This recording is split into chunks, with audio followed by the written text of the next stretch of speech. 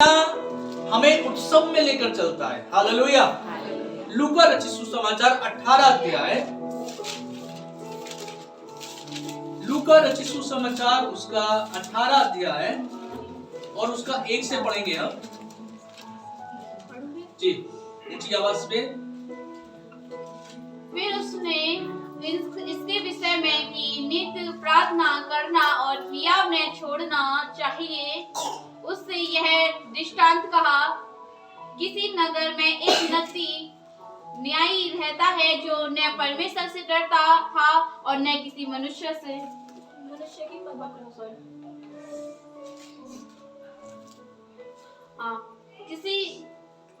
जो न परमेश्वर से डरता था और न किसी मनुष्य की परवाह करता था। उस नगरी में एक विधवा भी रहती थी जो उसके पास आकर कहती थी, मेरा न्याय चुकाकर मुझे मुकदमा से बचा। कुछ समय तक तो वह ने माना, परंतु अंत में मन में विचार कर कहा, यद्यपि मैंने परमेश्वर से डरता और न मनुष्य की कुछ परवाह करता हूँ, तो भी यह विधवा मुझसे सताती रहती है, इसलिए मैं उसका न्याय चुकाऊंगा। कहीं ऐसा न हो कि घड़ी घड़ी आकर अंत को मेरी नाक में दम करे। बस यहाँ पर एक चीज है, लिखा है प्रार्थना करना है, नित्य प्रार्थना करना है। क्या करना है? नित्य का मतलब है रोजाना प्रार्थना करना है और अपनी हिम्मत को हारना नहीं है। तब यीशु मसीह ने वहां पर एक स्टोरी या फिर कहें एक दृष्टांत वहां पर बताया, एक सच्ची घटना वहां पर बताई। कि क्या बताया? कि एक नगर था और उसमें एक न्यायाधीश रहता था। और न्यायाधीश जहां रहता था, भाई अब जब न्यायाधीश है नगर में तो न्याय भी उसके हाथ में है। जैसे हम अपने गांव में, पंचायतों में प्रधान के पास कई बार कई मुद्दों को लेकर जाते हैं, कई बातों को लेकर जाते हैं, ऐसे ही उस नगर में न्यायाधीश भी रहता था। और वो न्यायाधीश कैसा था? ना तो परमेश्वर से डरता था और ना ही किसी मनुष्य की परवाह करता था।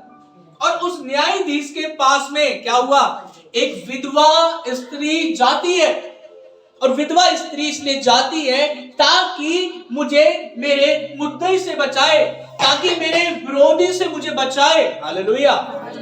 हो सकता है उस विधवा स्त्री का कोई ना कोई ऐसी बात के कारण वो विधवा स्त्री परेशान हो और उसको लग रहा हो, जिस नगर में मैं रहती हूं, जिस नगर का न्यायाधीश मेरे सामने मेरे पास रहता है, मैं अपने न्याय को लेकर उस न्यायाधीश के पास जाऊंगी। हालेलुया। शायद ये न्यायाधीश मुझे मेरे मुकदमे से मुझे छुड़ा दे, शायद मेरे मुद्दे से मुझे बचा दे, शायद जिस बात के कारण विरोध मेरे जीवन में बार बार हो रहा है, शायद वो मुझे बचा ले। और ये स्त्री जाती है। और ये स्त्री कैसी थी? विधवा। ये जाती है, लेकिन क्या देखने के लिए मिलता है? वो न्यायाधीश कैसा था? ना मनुष्य से, ना परमेश्वर से डरता था और ना मनुष्य की परवाह करता। अब आप बताइए, क्या वो न्यायाधीश मुकदमा चुकाएगा उसका? नहीं चुकाएगा। क्यों? क्योंकि ना तो परमेश्वर का डर और भय उसके जीवन में और ना ही मनुष्य की कोई चिंता। आप इस संसार में कई बार देखेंगे ऐसे ऐसे पद पर बैठे हैं जो मनुष्य की परवाह नहीं करते, चाहे उनके साथ अच्छा घट रहा है या बुरा घट रहा है, उनको उन्हीं के हाल पर छोड़। लेकिन इस विधवा स्त्री में खास बात देखी गई, ये न्यायाधीश के पास में गई है। हालेलुया। और जब ये गई है, क्या रहा?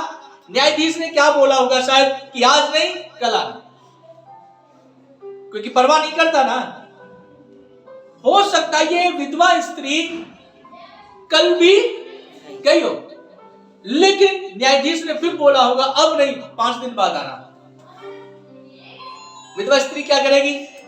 जाएगी, क्योंकि उसे अपने मुद्दे से बचना है, क्योंकि उसके पास कोई भी समाधान नहीं है सिवाय न्यायाधीश के। न्यायाधीश ही उसका मुकदमा चुका सकता। और हो सकता है वो 5 दिन बाद भी गई हो, और शायद उसको तीसरी बार भी बोल दिया गया हो कि तू फिर कल आना। लेकिन शायद मैं ये सोच रहा हूं, शायद वो न्यायाधीश जब अपने रात्रि के समय बिस्तर में गया होगा और उसने विचार किया होगा। कई बार होता है ना, मैं और आप भी जब बिस्तर पे जाते हैं तो पूरे दिनचर्या के जीवन को याद करते हैं ना, क्या सही था, क्या घटा, कहाँ हमसे गलती हो गई, किसका हमने भला किया, किसका बुरा किया। रात्रि में जाकर कई बार हमारे भी विचारों में वो बात आती है, शायद हमारी बातों के कारण किसी को ठेस तो नहीं लग गई।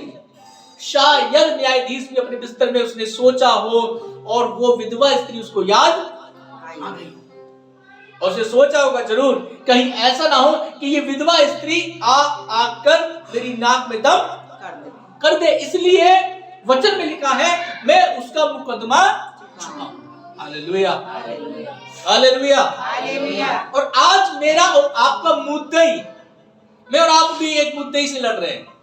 मेरा और आपका भी एक विरोधी है। कौन है? शैतान, जिसको लूसीफर भी बोल देते हैं, इब्लिस भी बोल देते हैं। और वो शैतान ने क्या करा है? पूरे संसार पर कब्जा किए हुए, संसार के लोगों पर कब्जा किए हुए, और मैं और आप एक विधवा स्त्री के समान उस मुद्दई से कई बार लड़ रहे हैं, उस मुद्दई उस विरोधी से कई बार हम लड़ रहे हैं। और हम सोच रहे हैं कि जिन बातों से कई बार ये शैतान हमें परेशान रख रहा है, कौन हमें छुड़ाएगा, कौन हमें छुड़ाएगा। लेकिन मेरे और आपके पास एक न्यायाधीश है। Hallelujah, hallelujah. वो न्यायाधीश ऐसा न्यायाधीश है कि वो राज्यों के ऊपर राज्य करता है। भाई ये जितने भी पदाधिकारी हैं, ये हो सकता है एक कस्बे पर है, एक नगर पर, एक कहीं उत्तर प्रदेश पे या पूरे हिंदुस्तान पर राज्य करते हैं, परंतु मेरा और आपका यीशु मसीह राज्य के ऊपर भी राज्य करता है। हालेलुया। और मैं और आप एक विधवा स्त्री के समान यदि आज परेशान हैं, हम किसी न किसी बात को लेकर परेशान हैं, मैं आपसे एक ही बात कहना चाहूंगा, जैसे न्यायाधीश ने उस विधवा स्त्री का न्याय चुकाया, परमेश्वर मेरा और आपका न्याय चुकाने के लिए तैयार है। हालेलुया। लेकिन करना क्या पड़ेगा? उस विधवा स्त्री ने क्या किया? बार बार जाकर विनती की है न्यायाधीश के सामने, है बार बार गई है वो। जब जब न्यायाधीश ने समय दिया उसको, तब तब जाकर उस न्यायाधीश के सामने वो गिड़गिड़ाई है, अपनी प्रार्थना विनती को रखा है कि हे मेरे प्रभु, हे मेरे राजा, हे मेरे न्यायाधीश, तू मुझे मेरे मुद्दई से बचाने पाए, तू मेरे विरोधी से मुझे बचाने पाए। और क्या रहा? न्यायाधीश ने सोचा कहीं ऐसा ना हो कि ये विधवा स्त्री बार बार आए और मेरी नाक में दम कर दे, इसलिए मैं इसका न्याय आज ही चुका दूंगा। और यीशु मसीह बड़ी प्यारी बात कहते हैं, जब हम आगे पढ़ते हैं इसमें लिखा है 6 से, प्रभु यीशु ने कहा, सुनो यह अधर्मी न्यायी, सुनो ये अधर्मी न्यायी क्या कहता है। इसलिए क्या परमेश्वर अपने चुने हुओं का न्याय न चुकाएगा। इसलिए सुनो, क्या परमेश्वर अपने चुनो का न्याय ना चुकाएगा, जो रात दिन उसकी दुहाई देते रहते हैं। हालेलुया। रात दिन मैं और आप प्रार्थना करके परमेश्वर के सामने विनती रख के दुहाई देते रहते हैं। हालेलुया। हम करते हैं ना रोजाना प्रार्थना, है सुबह शाम प्रार्थना करते हैं ना। प्रभु कहता है जो रात दिन अपने परमेश्वर यहोवा के सामने दुहाई देते रहते, क्या परमेश्वर उनका न्याय ना चुकाएगा? चुकाएगा। हालेलुया। आज भले ही आज मेरे और आपके जीवन में परिस्थितियां कैसी भी डवाडोल हो रही हो, आज भले ही किसी न किसी बात को लेकर हम अंदर से परेशान, मन में अजीब सी हलचल चल रही हो, लेकिन परमेश्वर का वचन कहता है जब वो न्यायाधीश सोच विचार करके शारीरिक मनुष्य होने के अनुसार उस विधवा स्त्री का न्याय चुका सकता है, क्या तुम्हारा स्वर्गीय पिता, क्या तुम्हारा सृजनहार परमेश्वर जिसके आप बच्चे हैं, रात दिन आप दुहाई देते हैं, क्या परमेश्वर आपका न्याय नहीं चुकाएगा? हालेलुया। क्या हमारा खुदावन है जो जो जो जो सारी ताकतों को लेकर है, ताकतों से मामूर है। हालेलुया। क्या मेरा और आपका न्याय नहीं चुकाएगा? चुकाएगा। हालेलुया। इसलिए प्रभु का वचन कहता है, प्रभु ने कहा सुनो।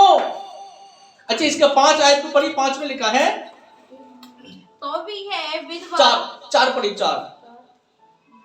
कुछ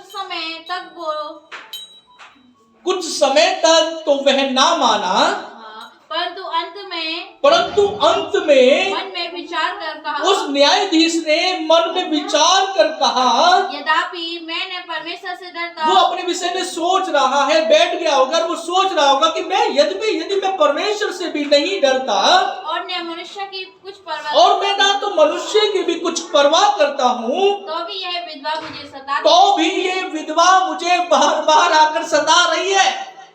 शायद हो सकता है मेरा परमेश्वर भी है, आप भी जब बार बार एक ही बात को लेकर प्रभु से कहते प्रभु करिए ना, यीशु कहेगा यार ये मेरा बेटा ये मेरी बेटी है, बार बार मुझे आके सता रहा है, सता रही है, तो क्यों ना इसकी प्रार्थना को सुन लिया।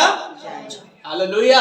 है न्यायाधीश कह रहा है कि मैं ना तो परमेश्वर से डरता हूँ ना किसी मनुष्य की परवाह करता हूँ, तो भी ये विधवा मुझे सताती रहती है और इसलिए मैं उसका न्याय चुकाऊंगा। हालेलुया।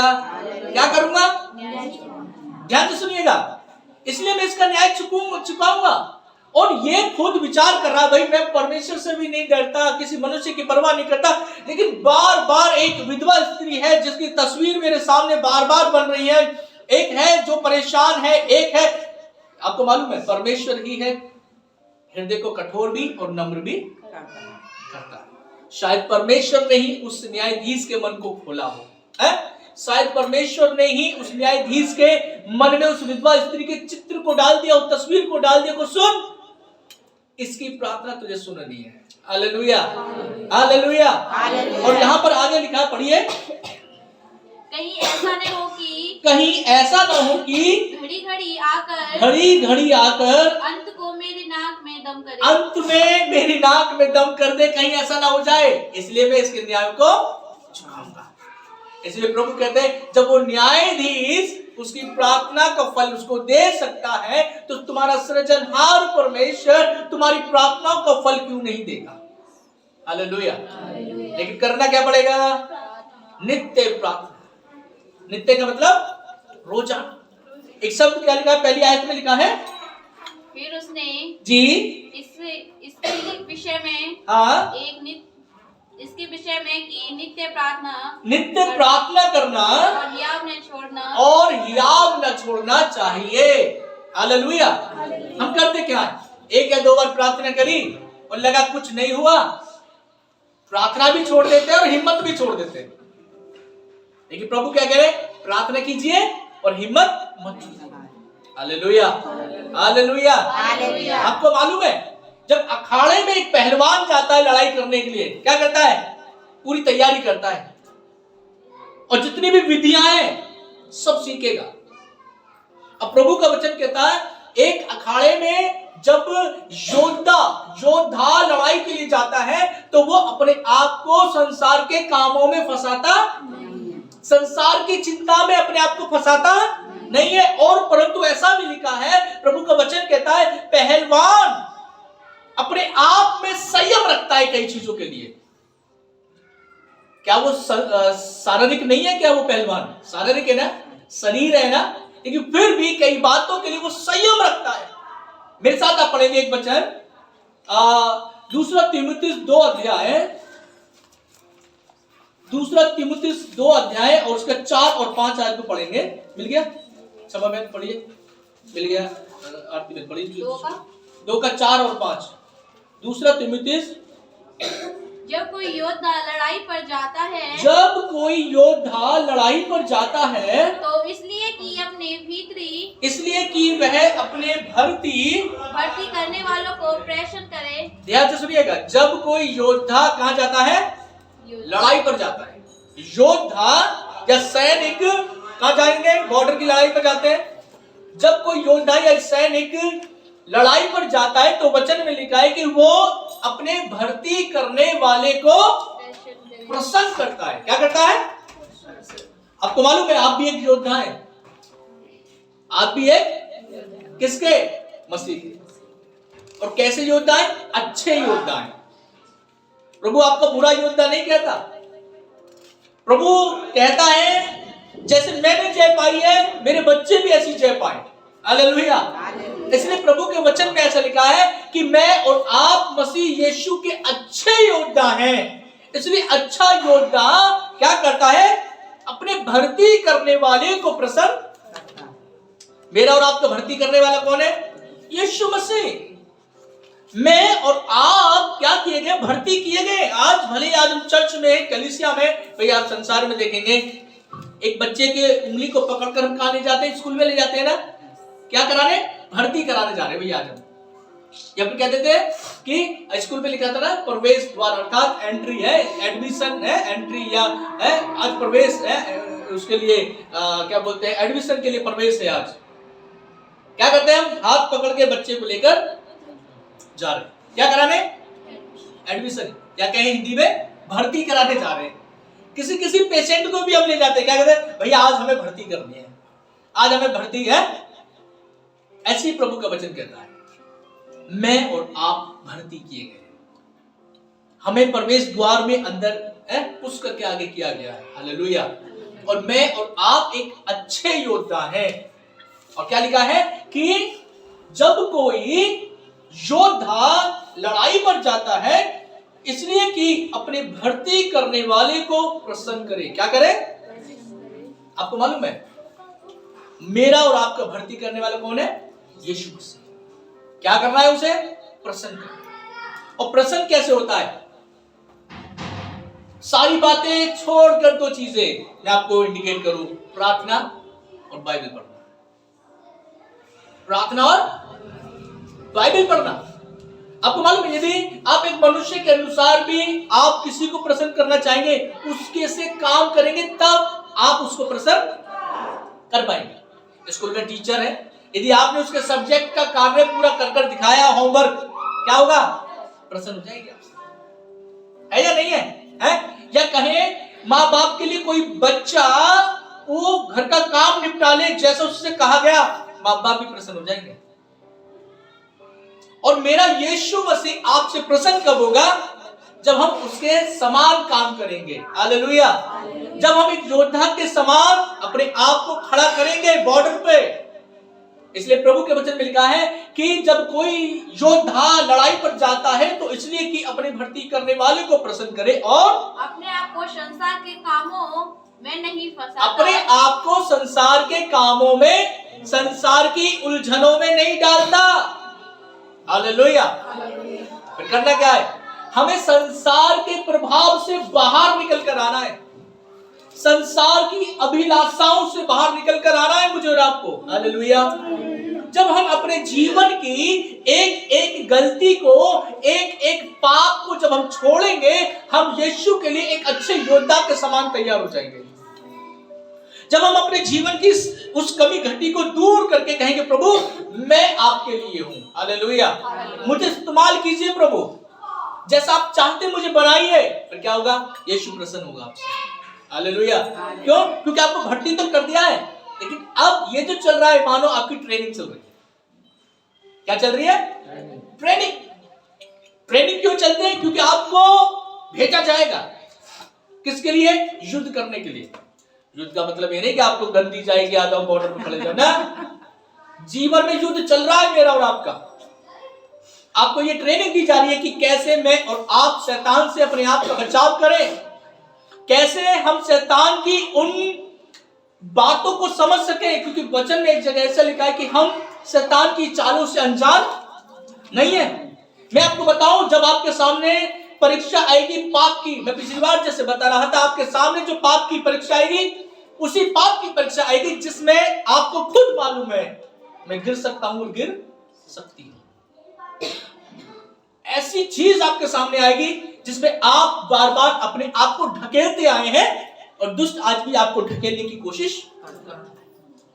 इसलिए प्रभु का वचन कहता है अच्छा योद्धा है अपने भर्ती करने वाले को क्या करता है, प्रसन्न करता है। कैसे प्रसन्न करेगा, जैसा प्रभु यीशु चाहता है ऐसा मैं और आप करने पाए। हालेलुया। है फिर क्या लिखा है, 5वीं आयत में लिखा है, फिर अखाड़े में लड़ने वाला, फिर अखाड़े में लड़ने वाला यदि विधि के अनुसार न लड़े, यदि विधि के अनुसार ना लड़े तो मुकुट नहीं पाता, तो मुकुट नहीं पाता। हो गया पूरा। लिखा है कि अखाड़े में लड़ने वाला, अखाड़े में कौन लड़ता है, पहलवान। और यदि उसको विधि ना सिखाई जाए, दाव पेच ना सिखाए जाए, तो वो जीत नहीं सकता। या जीत जाएगा, नहीं जीतेगा। ऐसे ही यदि आपको इस ट्रेनिंग के दौरान, इस चर्च के दौरान, इस कलीसिया के दौरान यदि आप प्रार्थना करना, बाइबल पढ़ना नहीं सीखे, आप जीत नहीं पाएंगे। इस मसीह दौड़ में सबसे बड़ी बात है प्रार्थना। हालेलुया। प्रार्थना से आप बड़ी बड़ी चीजों को जीत सकते हैं। प्रार्थना से बड़े बड़े नशे को, बड़ी बड़ी गंदी आदतों को, बड़ी बड़ी चीजों को दूर कर सकते हैं आप। हालेलुया। प्रार्थना, यदि आपने प्रार्थना नहीं की, आपको मालूम है आप भोजन खा खा के जिंदा रह सकते हैं क्या? पानी चाहिए ना? चाहिए नहीं चाहिए? पानी की जरूरत है। और पानी पी पी के भी जिंदा नहीं रह सकते, भोजन भी चाहिए। और भोजन और पानी दोनों ही मेरे और आपके शरीर के लिए जरूरत है। ऐसे ही आत्मिक जीवन को जीने के लिए प्रार्थना और बाइबल का वचन पढ़ना बहुत जरूरत है। प्रार्थना मेरे लिए पानी ठहरता है, जल ठहरता है, और वचन मेरे लिए क्या ठहरता है? भोजन। हालेलुया। तू ही मेरा जीवन है, तू ही मेरा जल जीवन, ऐसे करके गीत है ना जो बख्शी गीत गाता है ना, तू मेरे जीवन की रोटी है, तू मेरे जीवन की रोटी है, तू मेरे जीवन का पानी है। कौन? सिर्फ यीशु। हालेलुया। इसलिए वचन में लिखा है, अखाड़े में पहलवान बिना विधि के लड़ नहीं सकता, इसलिए उसको सारे दांव पेच आने चाहिए। कैसे गिराया जाएगा, कैसे पटका जाएगा, है कैसे मैं और आप मसीह यीशु में भी एक अच्छे योद्धा बन सकते हैं। हालेलुया। देखिए करना क्या होगा, इसी का जो हम पहला कुरिन्थियों पढ़ते हैं और उसका 9 अध्याय, पहला कुरिन्थियों 9 अध्याय उसका 24 से लेकर 27 को पढ़ेंगे। उसमें कुछ बातें लिखी हुई हैं, पढ़िए। पहला कुरिन्थियों 9 अध्याय और उसका 24 से लेकर 27। जी ऊंची आवाज में पढ़िए। क्या तुम नहीं जानते कि, क्या तुम नहीं जानते कि दौड़ में दौड़ते सभी ही हैं। हाँ, लिखा है दौड़ में दौड़ते सभी ही हैं। भाई जब आपने देखा होगा संसार में भी जब दौड़ होती है, एक ही अकेला नहीं दौड़ता, कितने दौड़ते हैं? बहुत। और दौड़ते सभी हैं। लिखा है कि क्या तुम नहीं जानते कि दौड़ में तो दौड़ते सभी ही हैं, परंतु इनाम एक ही ले जाता है। इनाम कितने ले जाते हैं? एक, सिर्फ एक, नंबर 1 है, इनाम एक ही ले जाता है। तुम वैसे ही दौड़ते, तुम वैसे ही दौड़ो कि तुम जीतो। तुम वैसे ही दौड़ो कि तुम जीत सको, तुम जीतो। और हर एक पहलवान, हाँ, हर एक पहलवान सब प्रकार का संयम करता है। हर एक पहलवान हर सब प्रकार का संयम करता है। तो वे तो एक मुरझाने वाले मुकुट को पाने के लिए एक सब करते हैं, परंतु हम तो उस मुकुट के लिए करते हैं जो मुरझाने का नहीं है। यहाँ पर यह बताया गया कि पहलवान सब प्रकार का संयम करता है, दौड़ने वाले दौड़ते हैं एक मुकुट को पाने के लिए, एक इनाम को पाने के लिए। लेकिन प्रभु यीशु मसीह ये कहना चाह रहे, वो पहलवान जो लड़ रहा है, जो दौड़ के लिए दौड़ रहा है व्यक्ति, वो ऐसे दौड़ रहे सिर्फ एक मुरझाने वाले मुकुट के लिए। लेकिन प्रभु का वचन कहता है, मैं और आप दौड़े, मैं और आप पहलवान की तरह कुश्ती लड़े मसीह यीशु में। किसके लिए? उस इनाम के लिए जो मुरझाने का नहीं है। यीशु मसीह में मुझे और आपको क्या मिलेगा? एक मुकुट मिलेगा। हालेलुया। क्या मिलेगा? मुकुट मिलेगा। और वो मुकुट मुरझाने का नहीं है, वो मुकुट अविनाशी होगा, वो मुकुट खत्म होने वाला नहीं है। संसार में आप देखेंगे जो इनाम कई बार मिलता है पहलवान को, कुश्ती लड़ने वाले को, दौड़ने वालों को, वो क्या होता है? रखे रखे उन पर भी धूल जमने लगती है, उसी समय की तो खुशी होती है, फिर बाद में वो खुशी खत्म हो जाती है। बस एक नाम रह जाता है, भाई हमने वो फलाने सब पे ये चीजें, एक मेडल को हमने जीता। लेकिन प्रभु का वचन कहता है, मैं और आप ऐसे जीते कि हम इनाम को भी पा सकते हैं। मुझे और आपको यीशु मसीह एक अच्छे योद्धा के समान जो भर्ती किया है, वो मुझे और आपको एक मुकुट देना चाहता है, और वो मुकुट मुरझाने का नहीं है। हालेलुया।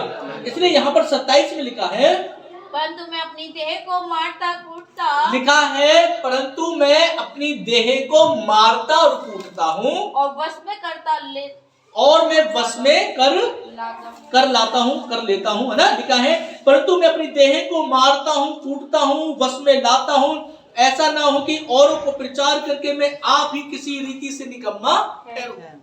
इसका मतलब मुझे और आपको प्रार्थना के लिए, मुझे और आपको परमेश्वर के वचन को पढ़ने के लिए अपने शरीर को, इसका मतलब ये नहीं कि एक लाठी लेके खूब पीटना अपने शरीर को, नहीं, अर्थात कंट्रोल करना है। हो सकता है प्रार्थना का मन ना करे, लेकिन आपको प्रार्थना करने के लिए बैठना है, कंट्रोल करना, शरीर को संयम ही रखना है। हो सकता है वचन पढ़ने का आपका मन ना करे, आपको संयम रखना, कंट्रोल करना, वचन पढ़ना है। हालेलुया। इसलिए प्रभु का दास कहता है मैं अपने शरीर को मारता भी हूं और कूटता भी हूं। मारने कूटने का मतलब वैसा वाला नहीं, वो संयम रख रहा है, कंट्रोल कर रहा है अपने शरीर के ऊपर। हो सकता है, देखिए मैं आपको बताऊं, मैं कल जब सोच रहा था इस वचन के विषय में, वो मारता कूटने का मतलब अपनी आंखों को भी कंट्रोल करता है, अपने हाथों को भी कंट्रोल कर रहा है।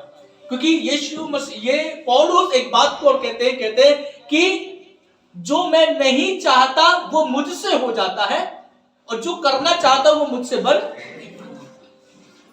ये शरीर है ना। फिर पौलुस कहते हैं कि मैं शरीर से तो व्यवस्था का, परंतु आत्मा से यीशु मसीह का पालन करता हूं। हालेलुया। क्योंकि देखिए शरीर सिर्फ शरीर की बातें सोचेगा, लेकिन आत्मा के विषय में सोचेगा। इसलिए पौलुस कहता है मैं अपने शरीर को मारता हूं, कूटता हूं और बस में कर लेता हूं। आपको मालूम है याकूब की किताब में लिखा है जीभ पूरे वन में आग लगा सकती है, या कहें एक छोटी सी आग पूरे वन को जला सकती है। वन का मतलब जंगल। ऐसे ही ये मेरी और आपकी जो जीभ है, किसी के घर को यूं ही बिगाड़ सकती है। किसी का घर जंगल के समान, या कहें एक वाटिका के समान है, आपकी जीभ हो सकता है किसी के घर को बिगाड़ भी दे। इसलिए प्रभु का वचन कहता है कि हम अपनी जीभ पर कंट्रोल करें, लगाम लगाएं। हम अपनी आंखों पर कंट्रोल करें और लगाम लगाएं, अपने हाथों पर रोकें और लगाम लगाएं, शरीर पर हर एक अंग पर मैं और आप इसको रोकें और लगाम लगाएं, कंट्रोल करें। इसलिए प्रभु का दास कहता है मैं अपने शरीर को मारता हूं और कूटता हूं और इसको बस में लाता हूं। हालेलुया। हम नहीं कर सकते क्या? कर सकते हैं।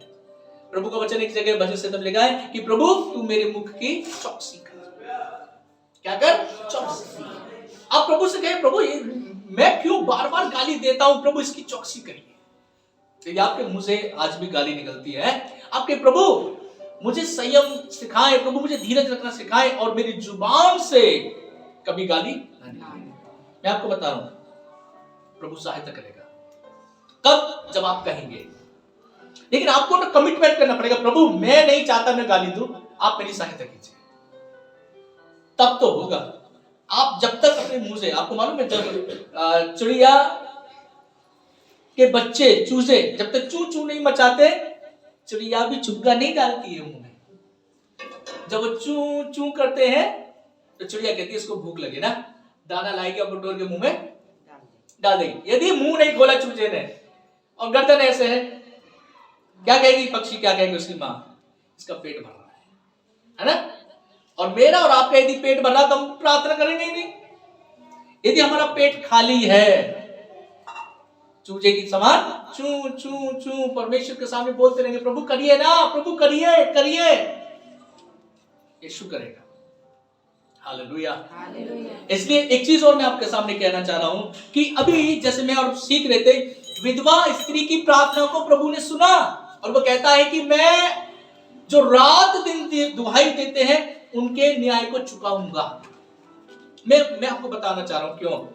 एक प्रभु का दास एलिया, और वो परमेश्वर ने कहा कि वो स्वयं एक बात को कह रहा है। पहले एलिया ने कहा उस जगह के राजा, आइए निकालेंगे पहला राजा की किताब 17 अध्याय। एक दो बात और मैं आपको कहना चाहूंगा उत्साहित करने के लिए, इंकरेज करने के लिए। पहला राजा की किताब और उसका 17 अध्याय 1 से लेकर 7 तक पढ़ेंगे। पहला राजा 17 अध्याय 1 से लेकर 7 मिल गया? पढ़िए।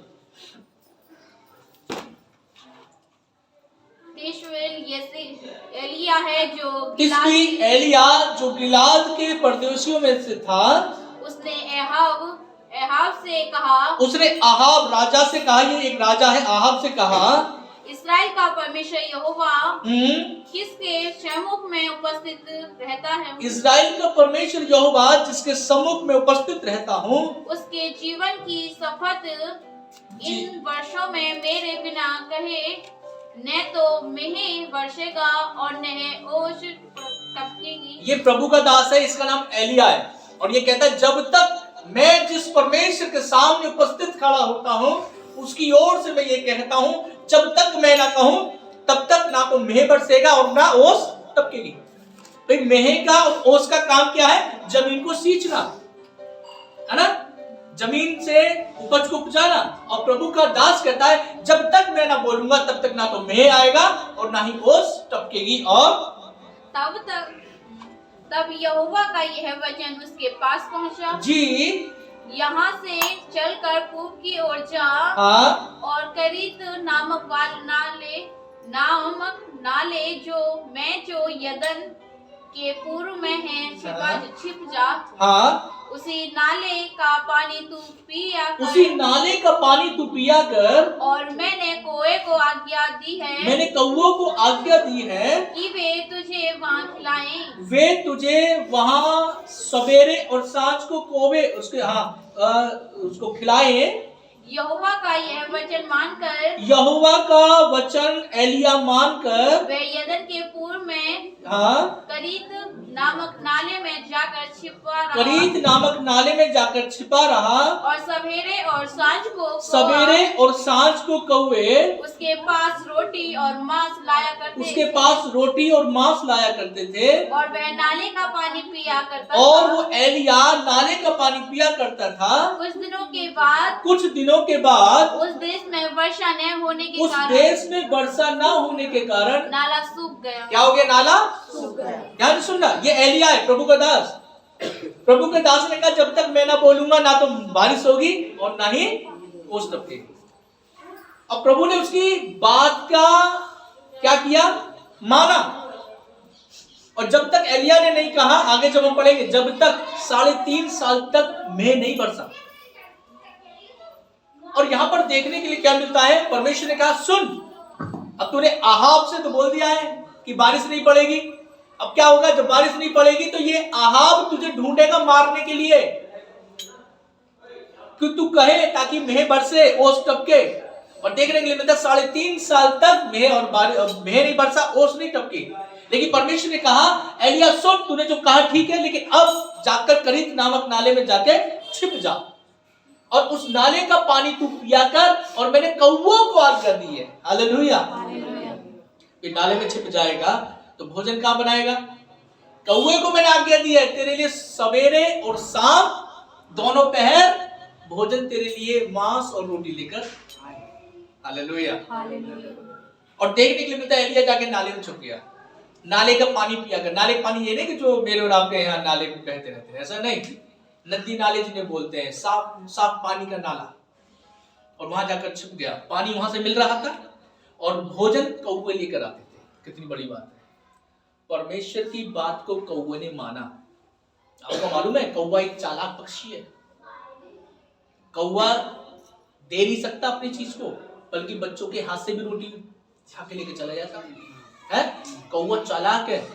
मैं कह रहा हूं जैसे उसने उस मांस की बोटी को उठाया होगा, कैसे वो सोच रहा होगा दूं या ना दूं, है, लेकिन सोच रहा होगा आज्ञा तो यहोवा परमेश्वर की है, देनी तो पड़ेगी भाई, है। हालेलुया। और एक दिन का काम नहीं था भाई, शायद 3.5 साल में नहीं बरसा था।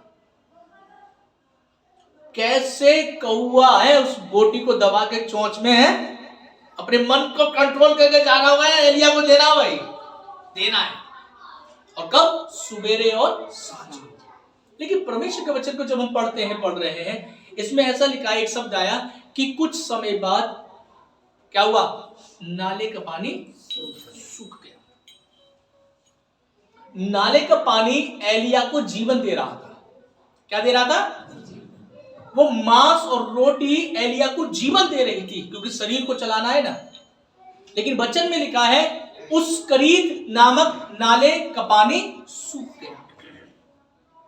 मैं यहां पर आपको यह कहना चाह रहा हूं, एक बार का और समय था, मैं एक बार जब लखनऊ गया, कई साल पहले की बात बता रहा हूं मैं आपको, 8 साल पहले की बात, और गर्मी का समय था और मैं मटके में पानी को भरा छोड़ गया। ध्यान से सुनना, और एक हफ्ते के लिए शायद 15 दिन के लिए बाहर गए हुए थे, क्योंकि लखनऊ से फिर हम शायद बनारस निकल गए थे। मुझे याद है जब हम मटके में पानी छोड़कर गए थे, पानी जो छोड़ा हमने इतना छोड़ा था, मटका बड़ा था लेकिन पानी 2-2.5 लीटर हमने छोड़ा हुआ है। रईसुद्दीन भैया जी है, भैया जी जा रहे हैं आप कहीं? जाना नहीं ना, हम भी आपके साथ चलेंगे, है हालेलुया। क्योंकि जो बात मिलेंगी ना चली जाएंगी ना। लेकिन मैं सिखाना चाह रहा हूं, उसमें गौर से सुनना। मटके में पानी, मटका बड़ा था और मटके में पानी हमने शायद 2 या 2.5 लीटर छोड़ के चले गए होंगे, और छोड़ के चले भी जाते कई बार ना, क्योंकि ये नहीं कि सब कुछ है। और जब हम लौट कर आए, मटके में पानी नहीं था। क्या नहीं था?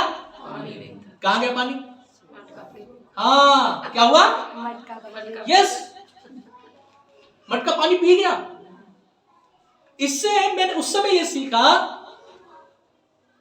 यदि हम भी एक मटके के समान हैं और हमारे अंदर भी पानी पर्याप्त ऊपर तक नहीं है, थोड़ा ही पानी है, और हमने यदि मटके को भरना आरंभ नहीं किया तो मटके में रहा हुआ पानी भी सूख जाएगा।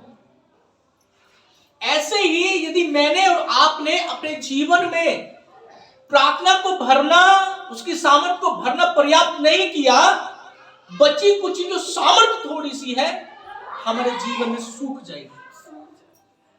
फिर क्या होगा? करीत नामक नाले के समान जो पानी सूख गया, और नाले का पानी है मानो जीवन देने वाला। हालेलुया। मैं यहां पर आपको ये इंकरेज, उत्साहित करना चाह रहा हूं कि मैं और आप प्रार्थना करना ना छोड़ें। कहीं ऐसा ना हो कि ये जीवन के जो नाले का पानी कहीं सूख जाए। हालेलुया। शायद हो सकता है आपकी प्रार्थना से आपका घर अभी तक बढ़िया चल रहा हो, आप प्रार्थना करना बंद ना करें, कहीं आपका परिवार सूख ना जाए। शायद आपकी हर एक चीज सिर्फ प्रार्थना से ही बढ़िया चल रही है। मैं उत्साहित करना चाहूंगा, आप प्रार्थना करना बंद ना करें। हालेलुया। जिस दिन करीत नामक नाले का पानी बंद हो गया, क्या हुआ? ये यहां से उठकर चला गया। कौवे ने भी रोटी लाना बंद कर दिया। यदि आपने भी प्रार्थना करना बंद कर दिया, शायद, है कहते ना, क्या करें भाई साहब, कुछ मजा सा नहीं आ रहा, क्योंकि प्रार्थना करना आपने बंद कर दिया। हालेलुया। आपको मालूम, कई बार हो सकता है रात के समय आपको नींद ना आए, बेचैन हो रहे हो, आप प्रार्थना करें। पता है क्यों?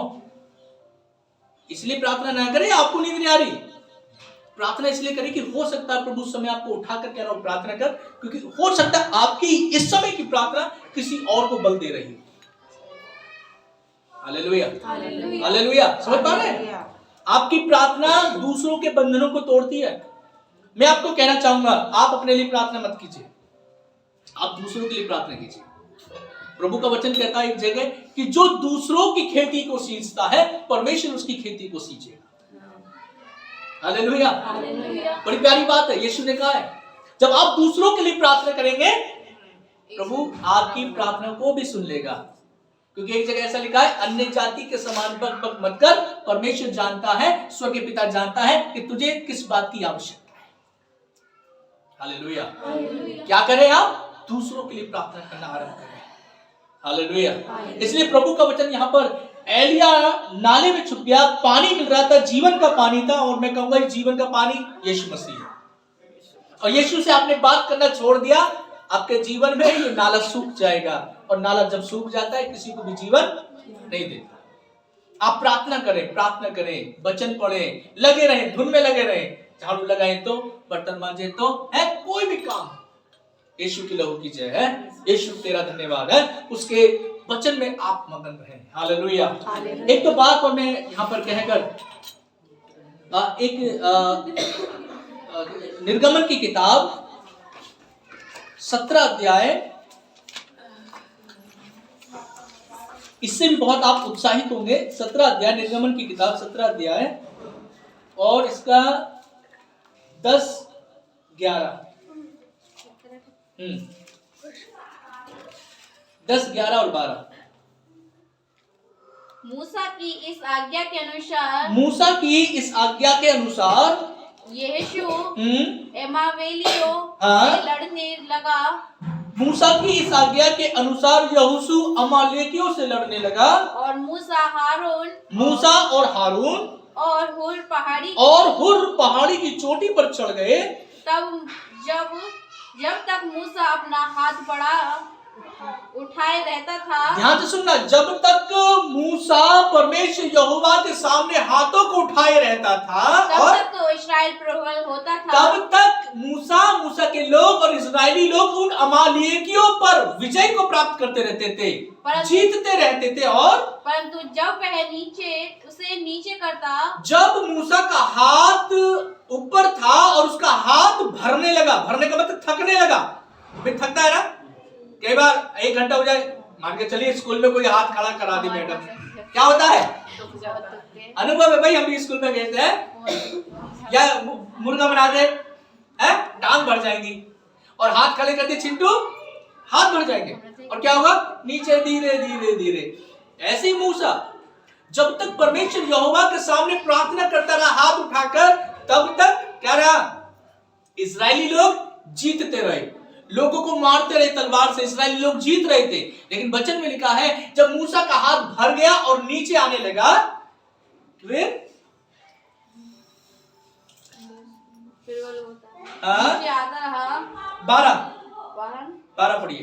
पर मूसा ने हाथ भर गए, पर जब मूसा के हाथ भर गए, तब उन्होंने एक पत्थर लेकर मूसा के नीचे रख दिया, और वह उस पर बैठ गया। मूसा उस बड़े पत्थर पर बैठ गया, और हारून और हुर एक उसके हाथ अलग में, पढ़िए, अलग में उसके हाथों को संभालते रहे। लिखा है वह उस पर बैठ गया और हारून और हुर एक अलंग में उसके हाथों को संभाले रहे। अर्थात क्या रहा? एक बाजू उसने पकड़ लिया और एक बाजू उसने पकड़ लिया, और मूसा को क्या किया? बैठा दिया तसल्ली से। हालेलुया। और देखने के लिए मिलता है हाथ क्या है, पोजीशन ऊपर है ना, और अमालेकियों पर इस्राएली जय पाते रहे। हालेलुया। इससे मैं और आप यही सीखते हैं, जब तक हम प्रार्थना में हमारे हाथ ऊंचे हैं, हम तब तक जय प्राप्त करते रहेंगे। हालेलुया। हाथ उठाने का मतलब है कि मैंने और आपने अपने आप को परमेश्वर यहोवा में समर्पण कर दिया है।